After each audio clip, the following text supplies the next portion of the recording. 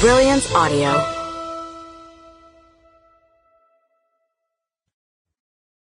Mr. Hookup by Marni Mann, performed by Alexander Cendese and Meg Sylvan. Playlist: Sex for Breakfast, Lo-Fi Waiter, Mood, Shiloh Dynasty. Go Fuck Yourself, 2 Feet.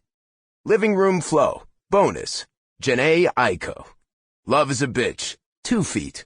Lovers, Anna of the North. Day by Day, Frank Walker, 2 Feet. Chills, Dark Version, Mickey Vallon, Joey Myron. Be Your Love, Bishop Briggs. I Feel Like I'm Drowning, 2 Feet. Where Are You Now? Lost Frequencies, Callum Scott. Power Over Me, Dermot Kennedy. Tell Me the Truth, 2 Feet. Haunted, Beyonce. Not Enough, Elvis Drew, A Vivian. Part 1. They say time stops at nothing. I say time stopped when I met her. Chapter 1. A 100% match. That was what the screen showed as I stared at it silently, my mouth so wide my jaws hurt. How in the hell had I achieved that percentage? As one of the founders of Hooked, a hookup app my best friends and I had launched just today, I knew that number was nearly impossible.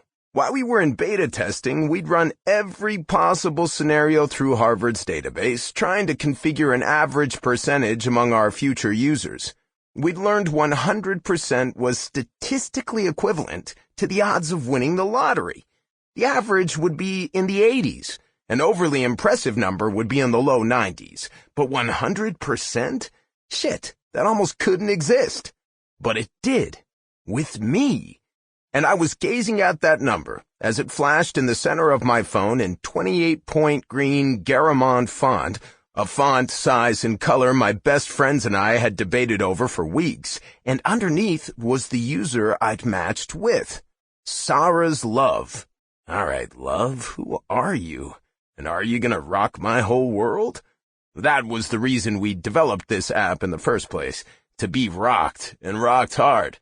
With my friends and I nearing the end of our final semester of grad school at Harvard, we lacked 2 very important things: time and money.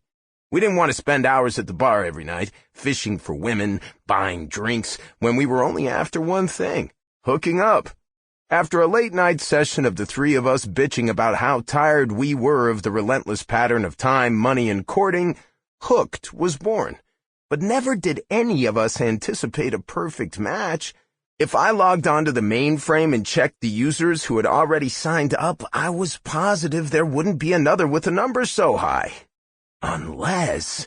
My heart began to pound, my throat tightening as I pushed myself off my bed and peeked out into what used to be our living room and was now our makeshift office. My best friends, who also happened to be my roommates, were on the couch.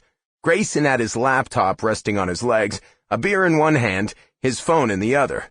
"Easton, you look like you just swallowed a fucking goat," he said. "You all right, buddy?" His backward hat gave just enough slack that he could furrow his brows.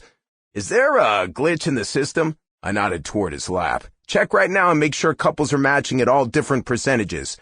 He dropped his phone and began to type one-handed. We're all good." He took his hat off and ran his hand through his dark, untamed mop. "Jesus, you just scared the shit out of me."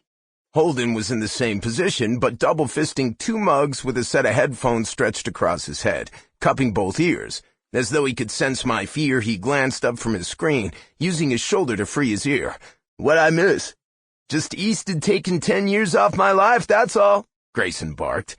He held the bottle to his lips, guzzling until it was gone. He thought there was a glitch.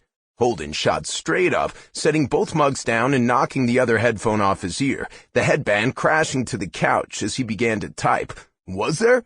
"No," I told him. Satisfied with my answer, Holden lifted both drinks off the table, taking a sip from one and then the other. "What do you have there?" I asked. "2 different kinds of coffee?" "Coffee in this one?" He held up his right hand. "And water over here." He held up his left hand. "You see, I've got to chase the caffeine with something neutral or I'll be climbing the wall soon." It wasn't even 10 in the morning. One was already drinking beer and the other had enough energy to run the Boston Marathon. And we all had class. Sample complete. Ready to continue?